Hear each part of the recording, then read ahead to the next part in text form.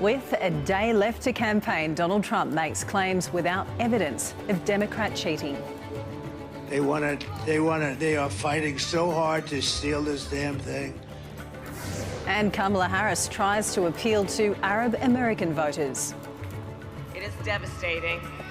And as president, I will do everything in my power to end the war in Gaza.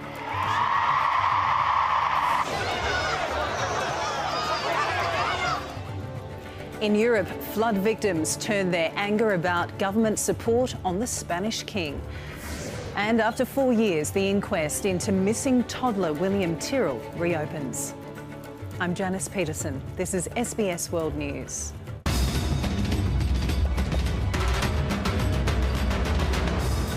Good evening. Kamala Harris and Donald Trump have wrapped up their final weekend making their case to the American people to be the next president of the United States.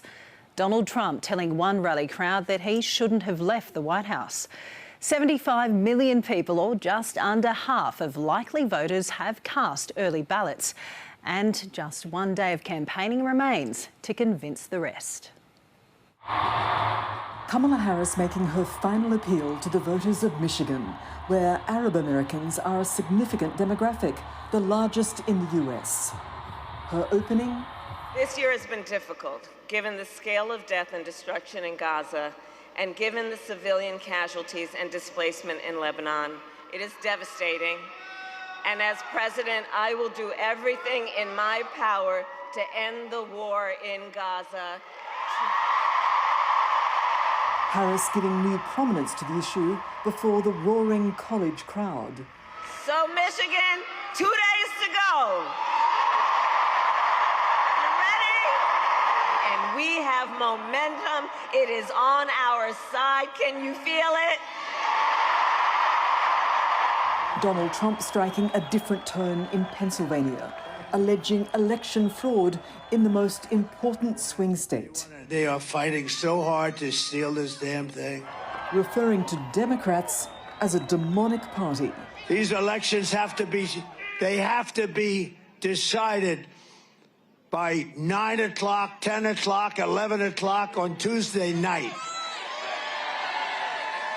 Bunch of crooked people. These are crooked people.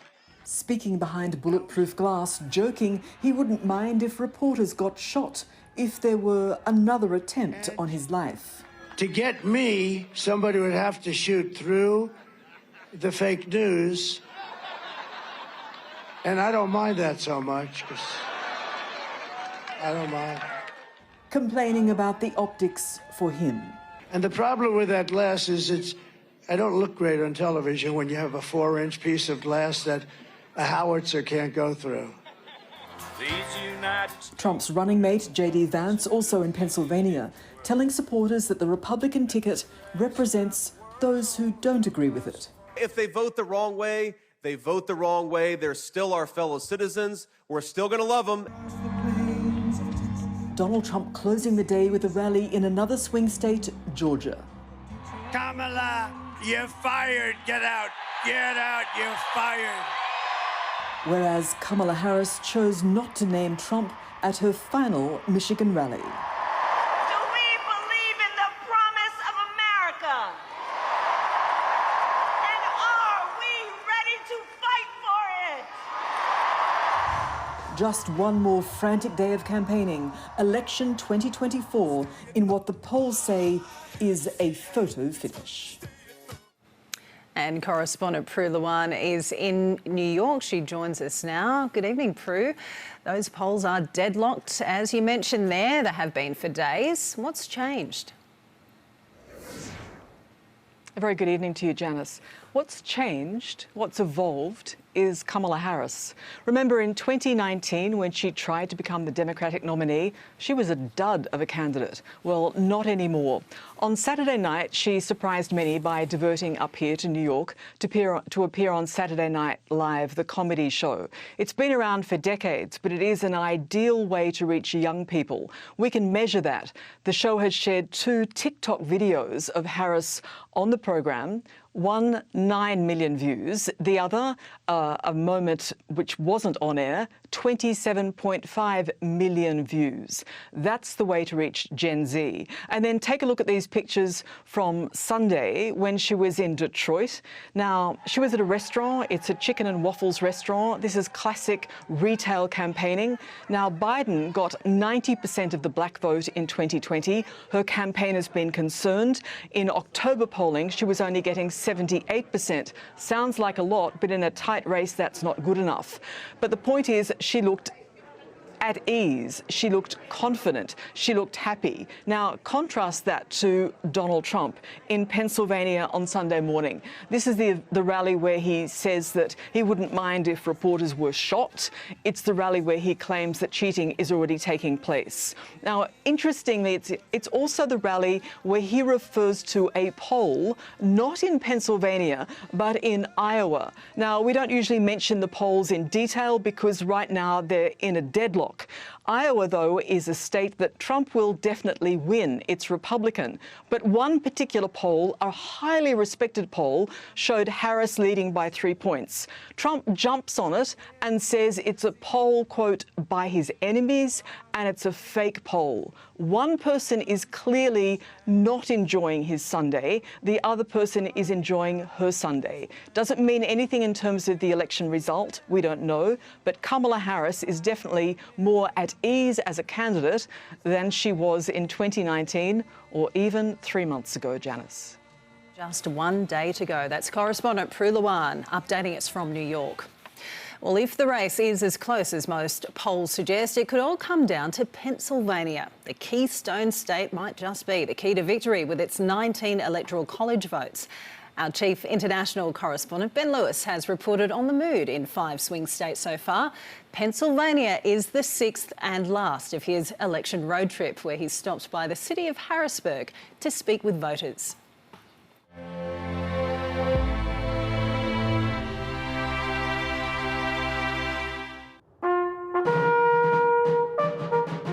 During the American Civil War, Harrisburg was a key supply station for the Union Army, just north of the famous Battle of Gettysburg. It's the perfect place to reflect on this once again divided nation. But the museum's pretty quiet, so we're going bowling. Even at the alley, it's impossible to avoid politics. Both campaigns are flooding this state with commercials. If Democrats win Pennsylvania, it will be down to women. Madam, who are you voting for? Kamala. Tell me why. Women's rights. I just don't agree with most of Trump's views. I don't think that he's a good leader. I don't agree with his policies, and I just don't think that he did a good job the first time around. A few lanes over, Donald Trump's first term is remembered differently. He put prayer back in our school last time he was in. The economy was wonderful last time he was in. And I don't believe in abortion at all. I don't believe it's your own right, that's murder. I don't agree with it. And I'm just for Trump. Better economy. I don't believe in abortion. And Democrats don't have much common sense. So we found 2 Harris supporters, 2 Trump supporters, split in bowling terms. And that's not a surprise, because the final result here is likely to be close. In 2016, Donald Trump shocked everyone by winning Pennsylvania. In 2020, Joe Biden won it back. In both of those races, the margins were razor thin. This time around, pollsters suggest that the race is statistically tied. If Democrats are to take Pennsylvania, they'll need to run up the tally in the state's urban areas. In Midtown Harrisburg, there's a clear favourite. Kamala, Harrisburg. Very nervous about the outcome. I'm hopeful for a positive outcome, Kamala on top, but it's stressful. Yet not everyone's enthusiastic about their choice. Obviously, both sides are very different right now. I know who I'm going to vote for. I'm not ecstatic about it, but, I got to vote for somebody, Yeah. So who is it you're voting for? Harrison Walz. And why? I have to. Like, I feel like I have to. Personally, I feel like we can't let Trump win. We can't let him win. So, like, they're the lesser of two evils. That's how I'm looking at it. The Democrats have a vastly superior ground game here. These women have come from nearby states to help knock on doors. Others have flown in from as far as California. I think it's anxiety. There's a lot of anxiety too, and it feels really good to do something. Like, you know, I can answer to my kids or grandkids of like, what did I do? Particularly if it doesn't go the wrong way. It's like, no, I fought and, you know, put with my money and my time and energy and knocking on these doors. It's not a given. We have to get out and vote and get everyone out to vote. Yeah. And I think it takes a full ground effort by everybody to make sure it happens. And this is why. As our swing state road trip comes to an end, we drive out of the city. And the state suddenly looks like Trump territory. The road to the White House runs through Pennsylvania. And with just a day to go, neither side can say which way the Keystone State will turn. In Harrisburg, Ben Lewis, SBS World News. On Wednesday, SBS will carry live and continuous coverage as polls close across the US. Our special starts at 10 a.m. Eastern Daylight Time and also streams via SBS On Demand. For updates anytime, go to our US election shelf at SBS On Demand or the SBS News website and app, where you can also find our podcast series, US Election Unplugged. Furious residents have hurled mud at Spain's King, Queen and Prime Minister on their first visit to the epicentre of their nation's deadliest natural disaster. Protesters say better official warnings about the floods would have prevented the shocking loss of life. Now, at least 217 people dead. The central government says regional authorities were responsible, but Valencia's officials say they did their best with the available information. Pent-up anger unleashed as enraged locals hurled abuse and clods of mud at the Spanish royal couple, making it clear they weren't welcome.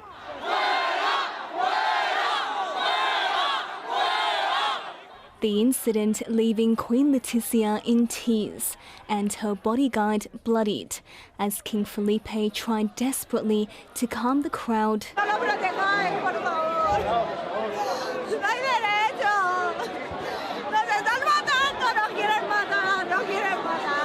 To no avail. The Prime Minister immediately rushed from the scene, instead joining the royals at a meeting with emergency services later.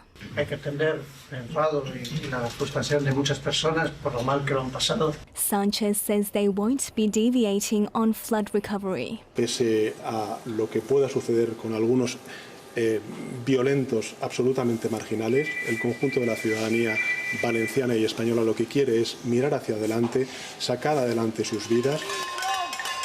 Protests continuing into the night, with residents banging pots and pans from their balconies as the rain continued. In the town of Sedaví, firefighters and divers drained an underground parking lot where people are believed to be trapped. El aviso que recibimos es que podía haber en torno a 12-15 personas posiblemente, que alguien, parece ser que alguien vio entrar gente pero no vio salir. Cleanup efforts continue across the disaster-stricken city, with Spanish military personnel arriving in Massanassa to help. Residents say up until this point, they've had to rely entirely on volunteers. Y ahora agradecemos que esté el ejército, pero ya te digo, esto fue el martes y estamos a domingo. Casa, bueno, para casa, para lo que queda de casa.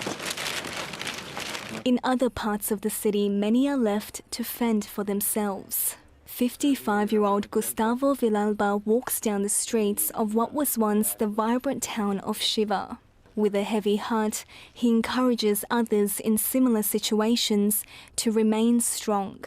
Te entran ganas de llorar, pero a la vez tienes que decir no, tira para arriba que de esta se sale. Mahna Zanguri, SBS World News. In the last few hours, Israel has formally notified the UN that it's revoking the agreement for the aid agency UNRWA to operate in Gaza and the West Bank. Prime Minister Benjamin Netanyahu is also caught up in a new internal political crisis. One of his former aides is among 4 people arrested over alleged document leaks, which may have jeopardised hostage negotiations. And a warning, this story contains disturbing images. Inside on Lebanon, the aftermath of the 3rd strike in a fortnight. The target unclear, leaving 3 dead. Residents say no evacuation order was given.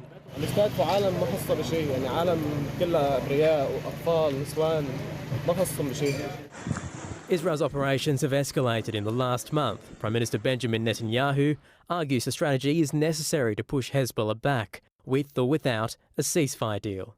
הבטיח להחזרת תושבינו בצפון בבטחה לבתיהם זה קודם כל להרחיק את חיזבאללה מעבר לליטני ושנית להכות בכל ניסיון של התחמשות מחודשת שלו. But Israel's leader battling a scandal at home. One of his former spokespeople, Eli Feldstein, among 4 arrested over the alleged leaking of classified documents concerning the Gaza war to the media in an apparent attempt to raise Mr. Netanyahu's standing during failing ceasefire negotiations. One leak claimed there was a Hamas plan to smuggle hostages into Egypt, later widely discredited. Another, published by a German tabloid, said Hamas was dragging out talks as a means of psychological warfare. It too strongly questioned within Israel. A judge finding those publications could have caused significant damage to hostage release efforts. We're fighting for almost 400 days. We want to know that the people that make decisions do it as well, that are doing the right thing. The Prime Minister's office denies any involvement, saying Mr. Netanyahu's former advisor never participated in security discussions, was not exposed to or received classified information, and did not take part in secret visits. The outraged families of hostages are pushing for the gag order on the case to be lifted. We think that the victims, the families, have the right to learn about any relevant detail. Not even security issues can hide this information. In Han Yunis, where 4 children are among the 8 killed in an Israeli strike, traumatised Palestinians have questions of their own.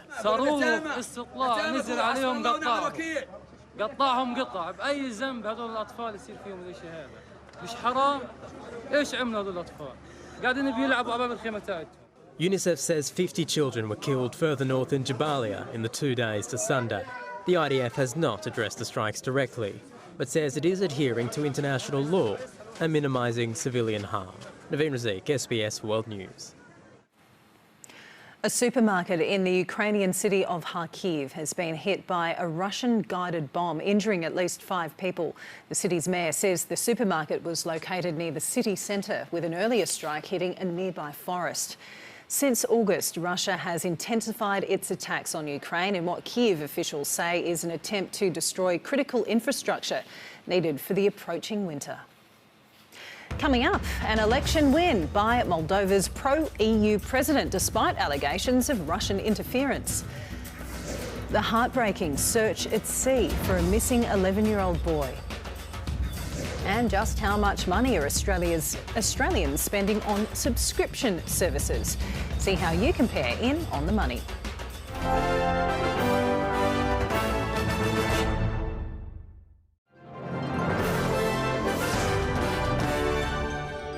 Moldova's pro-EU president, Maia Sandu, has won a second term in a crucial election runoff that was also seen as a choice between Europe and Russia.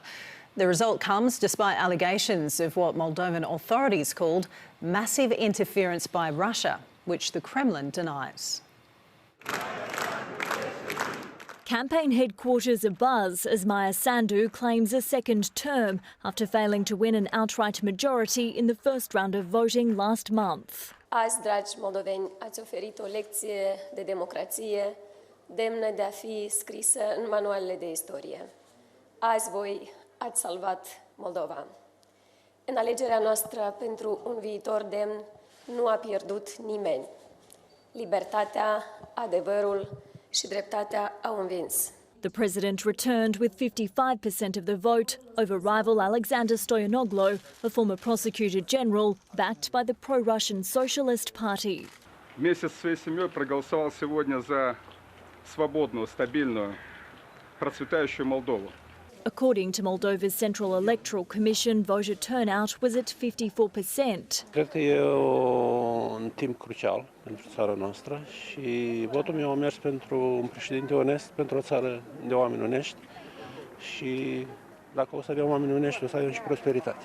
Мы нейтральная страна, нам не надо Евросоюз. За эти 4 года мы ничего не видели с нашего президента. Expatriate voters casting their ballots in record numbers. Die meisten Leute sind für die EU. Die aus Moldawien gewandert sind, auf verschiedene Gründen. Mid-vote, Moldova's national security advisor posted this: "We're seeing massive interference by Russia in our electoral process, an effort with high potential to distort the outcome." Russia had already denied meddling in the vote. European leaders congratulating Maia Sandu, who's promised to be a leader for all. Tanya Dandrinos, SBS World News. Bolivia's ex-president Evo Morales says there needs to be a dialogue between the government and his supporters to avoid bloodshed. Demonstrators are blocking roads and have taken more than 200 soldiers hostage, as Morales claims rape allegations against him were fabricated to thwart his political comeback. He's staging a hunger strike now in its second day to demand dialogue with the government. Entonces, para evitar que esto eche sangre, mejor instar rápidamente con la presencia de organismos o amigos, ¿no?, de la comunidad internacional del diálogo. A spokesman for UN Secretary-General Antonio Guterres says he's urging all parties to exercise restraint.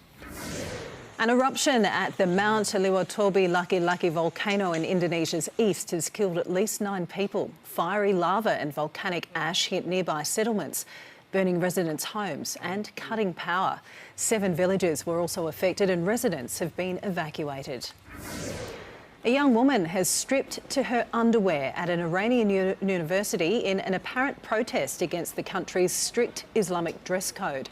Security guards detained the unidentified woman. A university spokesperson says she has a mental health disorder. Since 2022, more women have discarded their veils as part of nationwide protests after the death in custody of Iranian Kurdish woman Mahsa Amini, who morality police accused of violating hijab laws. With just a day of campaigning left in the US election, the result will likely come down to who wins the so-called swing or battleground states. This year, experts say 7 out of the 50 states that vote for president will actually hold the keys to the White House.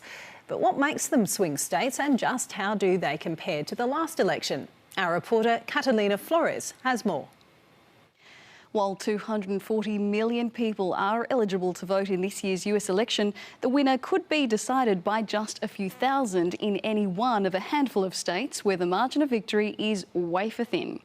American states can be classed as red for those whose voters predominantly back the Republican Party, blue for the Democratic Party, and purple for those which can be plausibly won by either party. They're also referred to as swing or battleground states. Joe Biden was born in Pennsylvania and won there 4 years ago by 82,000 votes. But in 2016, Donald Trump snapped a 20-year Democratic winning streak. Georgia was won by Biden with just 13,000 more votes than Trump in 2020. His victory marked the first time a Democratic presidential candidate won the state since 1992. Georgia has one of the country's largest proportions of black residents, but they are no longer reliably Democrat voting. Trump won North Carolina in 2020 by 74,000 votes. The state had been red for the better part of the last half century, but a changing demographic means the Republican Party's dominance is no longer a given. Joe Biden won Michigan by 150,000 votes, but it swung to Donald Trump in 2016. It's picked the winner in the last 2 elections and has the country's largest proportion of Arab Americans, many angry with the Biden administration's Middle East policy. A mere 10,000 votes decided Arizona. In 2020, it flipped to the Democrats for the first time since the 1990s. Of the battleground states, Arizona has the largest share of eligible Latino voters. Traditionally Democrat voters, they're becoming more Republican-leaning. Wisconsin was once considered a reliably blue state until Donald Trump won there in 2016. Then Joe Biden flipped it blue again by 21,000 votes 4 years later. The Republican campaign has focused heavily on the state this election, holding its national convention there. And Nevada, Joe Biden won the state by 34,000 votes. While the state has voted for the Democratic candidate in the last 4 elections, the Republican Party dominated from the late 60s to the late 80s. It has a sizable Latino population and one of the country's highest unemployment rates. Voters in these 7 states stretching from the desert southwest to the east coast and upper Midwest are likely to hold the keys to the White House. Catalina Flores with that report. The Prime Minister says that whatever the result, Kevin Rudd will remain Australia's ambassador to the US. Concerns were raised about Mr Rudd staying in the role because he had criticised Mr Trump in the past. Chief Political Correspondent Anna Henderson joins us now from Canberra. Good evening, Anna. Just how likely is it, do you think, that Mr Rudd will remain in the role if there's a Republican win? Well, Janice, you just have to look at the way Kevin Rudd has spoken in the past about Donald Trump to see why these questions are being raised. It was 2017 when Kevin Rudd called Donald Trump nuts, and only 2 years ago, Kevin Rudd said that Donald Trump was the most destructive president in history. On the other side of the ledger, Donald Trump was this year asked about Kevin Rudd as ambassador and described him as nasty, not the brightest bulb, and said if he returned to the Oval Office, he thought that Kevin Rudd would be out of Washington. The Prime Minister today was asked whether Kevin Rudd's position was tenable if Donald Trump does win the presidential race. And he said, Australia decides who our ambassador is, and Dr Rudd is doing a terrific job. But Janice, here in Canberra, there are senior politicians and influential members of the diplomatic community who are really scratching their heads as to how Kevin Rudd could remain in the role. For now, though, the Prime Minister is clearly digging in, wanting to send that public signal he's prepared to have Kevin Rudd, someone who has been critical of Donald Trump, in that role, whatever happens later this week. Thanks so much. That's Anna Henderson updating us from Canberra. A Palestinian man is in immigration detention after his visitor visa was cancelled on character grounds. The government won't say exactly why the visa was cancelled or when. On the front foot of a Senate probe. This is a new development of which I think there'll be interest. When was this visa cancelled? Because we're talking about a single case, we won't go into the details. Liberal Senator James Petersen hitting the gas. Can you tell me whether it was for character or security grounds? So those are the character provisions in the Migration Act. Seeking clarification of when Labor ministers became aware after this question time exchange last month. Have any of the tourist visas granted to those coming from the terrorist-controlled Gaza war zone since October 7, 2023 been cancelled? The cancellations so far have been offshore. That statement tested. To the best of my knowledge, everything that ministers have previously said was correct at the point in time that they said that. If what I've just said to you is incorrect, someone will let me know. Since October 7 last year, 3,041 visas have been granted to Palestinians fleeing Gaza. 7,252 have been refused, 4 of those on shore. 3 people had another visa that remains valid. 1 man is now in immigration detention, as questions turn to what happens next after the High Court last year ruled indefinite detention illegal. The prospect of returning anyone to Gaza amid the unfolding humanitarian catastrophe remote. They would have to be released into the community, wouldn't they?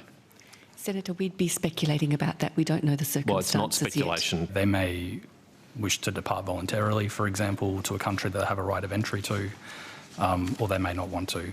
Legal experts have told SBS a visa cancellation on character grounds doesn't necessarily imply any national security threat. For privacy reasons, the government says it can't comment, leaving plenty of questions for the coalition to pursue. Sarah Tmevska, SBS World News. A $7 billion military satellite program has been cancelled 18 months after it was announced by the federal government.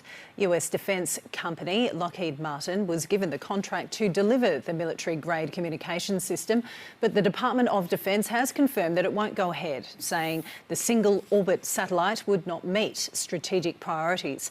It will instead focus on multi-orbit capability. The coronial inquest into the 2014 disappearance of William Tyrrell has resumed. It began in 2019 and was adjourned 18 months later due to a new police theory about his fate. In more than 10 years, investigators have interrogated hundreds of people of interest and made multiple searches, but no trace of William Tyrrell, the 3-year-old last seen in a Spider-Man suit, has ever been found. Today, the inquest into his disappearance and suspected death resumed, more than 5 years after it began. Deputy New South Wales Coroner Magistrate Harriet Graham was due to hand down her findings in 2021, but a new police theory put the inquest on hold. In opening remarks, Counsel Assisting Gerard Craddock said the reason we are here now is because police decided to follow up a theory that William must have died in a fall and his female foster carer found him already deceased. Mr Craddock said the police theory asserts that William's foster mother, who can't be named for legal reasons, must have quickly resolved that if the accidental death was discovered, she might have lost custody of another child in her care, and that in that mindset, she alerted a neighbour to his disappearance, placed William in her mother's car, drove him to a nearby creek, disposed of his body in nearby undergrowth, and then called police. The first witness called today spoke of the extensive police search in the area made in support of their theory. Geomorphology professor John Olley, who has assisted searches of several other high-profile missing persons and homicide investigations, including Daniel Morecambe and Tiali Palmer, helped plan the most recent search for William Tyrrell, which Mr Craddock described as extremely intense, leaving nothing to chance. Nothing was found. Mr Craddock also noted the thoroughness of an earlier search in 2018 and described the initial searches immediately after William's disappearance. There was nothing haphazard about the search for William. It was methodical and thorough. William's foster mother has consistently denied any wrongdoing, and no charges relating to his disappearance have ever been laid. During this fifth and final block of hearings, the court will hear from witnesses over the course of this week and a further week in December before Magistrate Graham hands down her findings. Alexandra Jones, SBS World News. A large-scale air, land and sea search is into its second day after an 11-year-old boy was swept out to sea on the New South Wales Central Coast. He and his family were visiting the area from Sydney on a fishing trip yesterday when he disappeared from the entrance channel near Tuggerah Lake. The search for an 11-year-old boy continues. Police say the incident happened when a 43-year-old father tried to cross a channel with his 4 sons, aged 11, 9, 7 and 3. The family were here fishing and they were attempting to cross the channel when the boy was swept into the ocean. 2 bystanders looked after the 3 younger children while the father tried to reach his son. The distraught family is receiving emotional support and also language assistance, as English is not their first language. Surf Rescue were operating in the area yesterday, but tragically it was just 15 minutes after they finished at 5:15 p.m. that the alarm was raised. The channel's definitely a hot spot for us, something we patrol with more intensity than some other areas. Rips in this narrow channel have caused several people to drown in the recent past. This is the channel the man attempted to cross with his 4 boys. It's a common crossing place between North Entrance Beach and Dunleith Point, and it's important to note that it's now near high tide, whereas at the time of the incident it was at its lowest. Locals won't cross here though. They told me that more needs to be done to warn people of the dangers of the channel.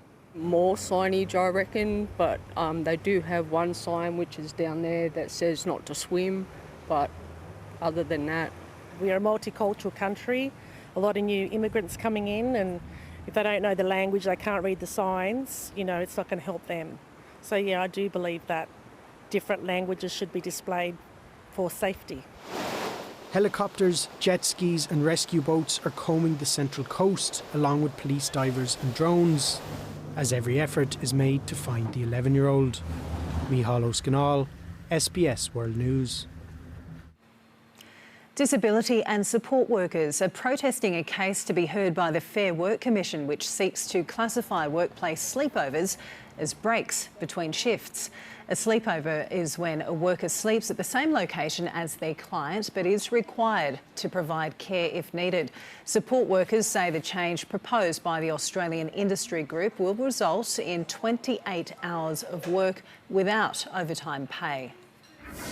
The man who murdered paramedic Stephen Toga could be found not criminally responsible despite a guilty plea. A court heard that psychiatrists agreed the 23-year-old didn't know what he was doing when he stabbed Toga outside a fast food restaurant in Sydney last year. The Crown prosecutor says the mental health impairment defence has been established. Several federal MPs are handing back their complimentary membership to the invitation-only Qantas Chairman's Lounge.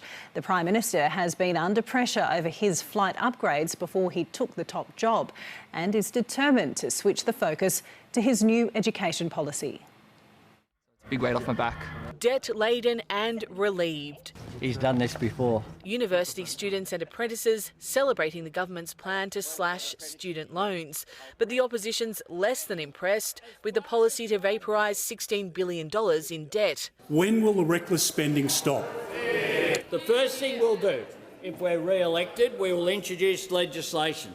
3 million people will benefit. A future-focused Prime Minister unable to escape ongoing questions about his travel history. Whether that cosy relationship between Anthony Albanese and Qantas Airlines has influenced his decisions. Anthony Albanese says he's declared flight upgrades appropriately, but it's sparked a broader debate. I think Qantas and Virgin need to change their practice and make a commitment not to give any politician free upgrades. I think that's the simplest thing to do. Some politicians deciding to take a stand over the exclusive invitation-only Qantas Chairman's Lounge. I've also given up my membership of the Qantas and Virgin lounges because, again, I think people want to know that you're here first for them, not for any perks or special treatment you might get. The Teal Independent representing the Sydney seat of Wentworth, followed by Community Independent Helen Haynes, surrendering her membership to avoid any suggestion of a conflict of interest. But regional MPs with lengthy journeys to Canberra like Warren Ench from North Queensland are not joining in. Maybe they give up the Comcast next. I suggest that they should start hitchhiking. Yeah, that'll save a little bit of money as well. But they're metropolitan based. They don't have a need for them. Defending the value of lounge access. Generally, whenever you go into an airport somewhere, people know who you are and they want to chat to you, which is fine. But sometimes you need to continue to work. You need a quiet space to work. All politicians get complimentary access to the Chairman's Lounge, and late this afternoon, even more independent MPs were choosing to opt out. As uncomfortable questions swirl about what the flight perks really amount to, the opposition chose not to raise the issue in question time. Anna Henderson, SBS World News. Investors are bracing for what's likely to be one of the biggest weeks of the year for global markets. SBS Finance Editor Ricardo Gonçalves joins us now with some details. So Ricardo, how are those markets looking? Well, Janice, we can't miss the US election, but we've also got a string of corporate profit results to come and a number of global central banks meeting to discuss interest rates. That includes Australia's Reserve Bank, which kicked off its two-day get-together today. Its decision out tomorrow. And while no change is expected, the Bank of England and the US Federal Reserve are predicted to cut rates again. The latter, the US, delaying its meeting to accommodate the presidential election, the result of which could have future implications as the market digests the impact of higher tariffs and tax cuts. So what the market's quickly doing is, with the tax cut narrative of a Trump White House, they'll say that is unfunded. The FOMC then you would expect will sit back and watch how that plays out. And they call that the reflation trade. So it's been happening in the past 6 weeks. They call it steeper yield curve, but a reflation trade. With a Harris-led White House, it's not so much a tax cut again, it's a bigger footprint on government spending, and both have to be funded, but one they're saying is more inflationary, the Trump scenario. So by the close, the Australian share market rose, the ASX 200 up 0.6% today, led by utilities and tech stocks. Telcos like Telstra did well, and lithium miner Mineral Resources tumbled almost 10% and is down more than 28% since this time last month. Its managing director, Chris Ellison, stepping down over the next 18 months. Management says it had found that he had at times not acted with integrity or with timely transparency, resulting in issues of conflict of interest. In currencies, the Australian dollar is a little stronger, buying just over 66 US cents. It's also higher against most of the other major global currencies. In commodities, gold a little firmer at more than 2,737 US dollars an ounce, and oil jumped nearly 2% higher after OPEC Plus nations announced a delay to its December production increases. And it comes as Australian petrol prices reach a 12-week high. The Australian Institute of Petroleum says the national average for a litre of fuel surged more than 8 cents last week to more than $1.85.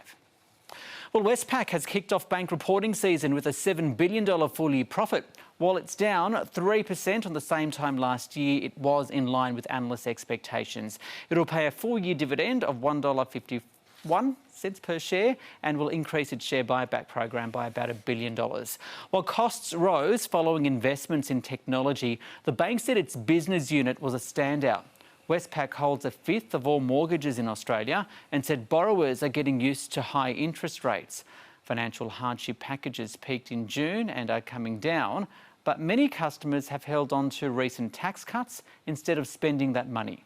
Economists at the bank expect a February Reserve Bank interest rate cut. Hopefully we get a cut next year, but if we don't, then I think we'll actually see slower growth in the economy is what will really happen because people don't have as much discretionary income to spend.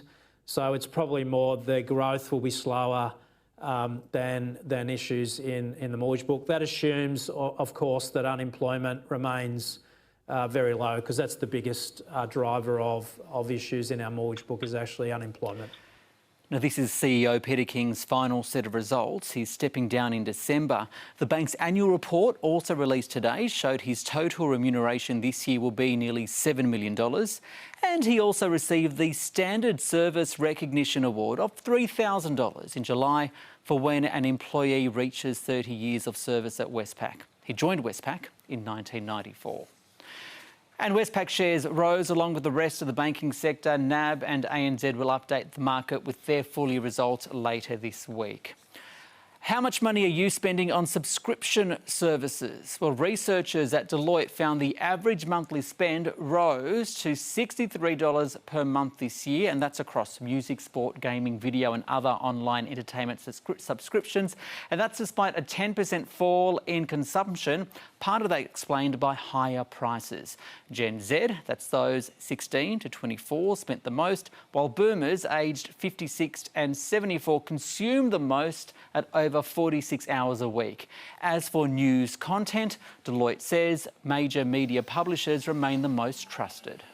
You know, that's contrasted with the likes of news published on social media, which, 51% of Australians say that it's not very trustworthy, and AI tools is lower at 55% of Australians say it's not very trustworthy. So major news publishers are still the place that Australians tend to go to for the most trusted news in their daily diet. The survey also revealed free-to-air content is still king among advertisers, with almost half of consumers saying it either somewhat or completely influenced their buying decisions. But younger consumers, Janice, say social media advertising is most effective. Thanks so much for the update, Ricardo. Coming up, Ange Postecoglou's Tottenham silenced their critics in the English Premier League. Plus, how Max Verstappen put himself on the brink of another Formula One world title.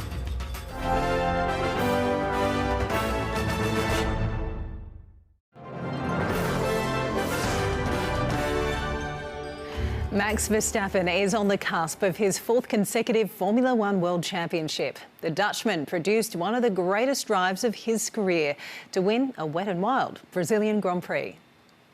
From 17th on the grid to victory lane, even Max Verstappen couldn't believe what he had achieved in Sao Paulo. Honestly crazy. I never expected to go from P17 to P1 was hoping for good points, but this is absolutely crazy. Yeah. Drivers faced atrocious conditions at the Interlagos circuit. Lance Stroll didn't even make it past the formation lap. Lando Norris started from pole position and was on track to further reduce Verstappen's lead in the driver standings. But the Dutchman marched through the field, and as the rain intensified, Norris pitted for fresh tyres. Red Bull stayed out, and the gamble paid off with the red flag thrown on lap 32, with Verstappen in second place and Norris sitting fourth. But this could not have worked out better for Verstappen, and that couldn't have worked out worse for Franco Colapinto, and that's another big accident for the Williams team. Just that's life sometimes. You take a gamble, it's paid off for them. It's not talent or, it's just luck. It didn't take long for Verstappen to take the lead from Esteban Ocon once the race resumed. And what seemed unthinkable a few hours earlier was now a reality. And wins it by an absolute distance. With 3 races remaining, Verstappen now leads Norris by 62 points in the driver's standings. If you look a few hours ago, it was definitely the other way around, so looking like we were going to lose a lot of points. So I'm very happy, but still 3 tough races, and we need to just stay calm and make no mistakes. The Dutchman can clinch the title at the Las Vegas Grand Prix later this month. Tysok Husey, SBS World News. Australian Ange Postecoglou says Tottenham is once again the team he wants them to be. The Spurs overwhelmed fellow top 4 contenders Aston Villa in the second half, ending the Villains' 7-game unbeaten streak in the English Premier League. A week is a long time in football. Just ask Ange Postecoglou.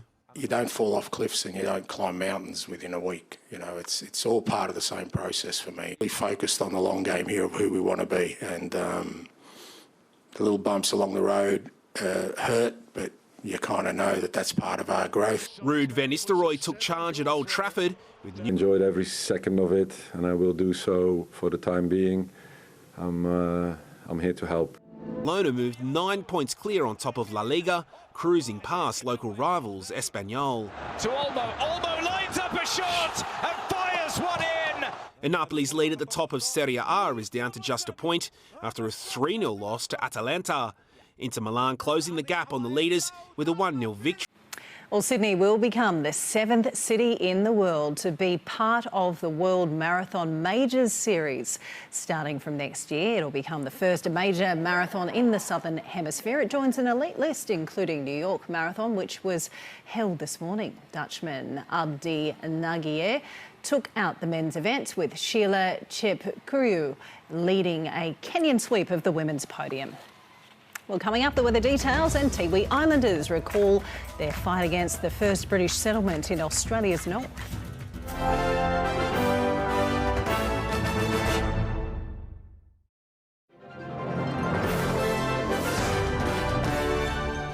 To the weather forecast now. Wispy mid to high level cloud is across parts of South and Western Australia. A high pressure ridge to the south and west of the continent is driving moist onshore flow and low level cloud along coastal parts of South Australia, Victoria and Tasmania. To the major centres now, cloudy skies for Darwin, the Alice and Cairns, a shower or 2 to hit Brisbane. A possible shower heading the way of Sydney. Cloudy skies in Canberra. The sun will shine in Melbourne. Grey and overcast for Hobart, and a shower or 2 heading the way of Adelaide and Perth. Looking further afield now, wet and rainy in Apia, thunderstorms in Nundy, cloudy skies in Tahiti, clear above Noumea and showers on the way for Wellington. The picture in Southeast Asia now, cloudy skies in Bangkok, some rain ahead for Phnom Penh, thunder in Singapore, rain for Jakarta and cloudy skies for Port Moresby. Heading further north now, clear and bright in Beijing, cloudy in Seoul and Tokyo, showers in Hanoi and some rain ahead for Manila. Heading west now, clear skies right across Beirut, Tehran and Baghdad, cloudy in Islamabad, foggy in New Delhi and fine and clear for Mumbai. To Europe now, cloudy skies ahead for Stockholm, snowfall in Moscow, cloudy in Kiev, fine in Paris and Budapest and cloudy skies in Istanbul. To Africa now, clear and bright in Algiers, Cairo and Dakar, cloudy in Nairobi and thunderstorms in Johannesburg. In South America now, thunderstorms to roll through Caracas, showers in Bogota, cloudy skies in Rio, thunder in Asuncion, cloudy and grey in Buenos Aires. And for North America, fine and bright blue skies in Vancouver and San Francisco, showers in Chicago, Miami, Honolulu and Havana. The ruins of the first British settlement in Australia's north have been heritage listed 200 years after being built. It's a move celebrated by the traditional owners of the Tiwi Islands, with Fort Dundas still an important monument to the area's resistance to the British. A gathering on the lands of the Tiwi Munapi clan. The long-told story of Fort Dundas, or Panada as the Tiwi call it, relived. Wanting to know who these people were and what they were doing on the land. That was the first dance. 200 years on, the collapsed wall is all that's left of the first British settlement in Australia's north. In 1824, around 70 British soldiers and convicts landed on the shores of Melville Island with ambitions to build an international trade port. But resistance by the Tiwi people, coupled with the harsh environment, saw the abandoned after just 5 years. The second dance was represents the farewell dance to the British that had left here. The place and its stories now immortalised in the history books after being heritage listed in July. Recognises both the significance as the first settlement in the north coast of Australia in 1824, but also recognises the local Munapi people's pushback on colonial settlements in the Northern Territory. A view often untold, its recognition celebrated. In history, it's always written from one perspective. That's why it's always good to have a Tiwi perspective. Having the site heritage listed not only acknowledges the importance of what happened here, but will see it protected and preserved into the future. There's an opportunity to rectify a lot of things and to establish a better relationship going forward. A sentiment felt on both sides. It's important to look back and learn from history, but also to recognise that the Royal Australian Navy now is strongly connected to this community. Reflections of the past now paving a way forward. NITV reporter Emma Kellaway reporting from the Tiwi Islands. That is The World this Monday. You can catch up on our bulletins via SBS On Demand and keep up to date on the SBS News app and with SBS News Online. Raina Saranpai will be back with our next bulletin. That's at 11 o'clock tonight. Till then, from the World News team, good night.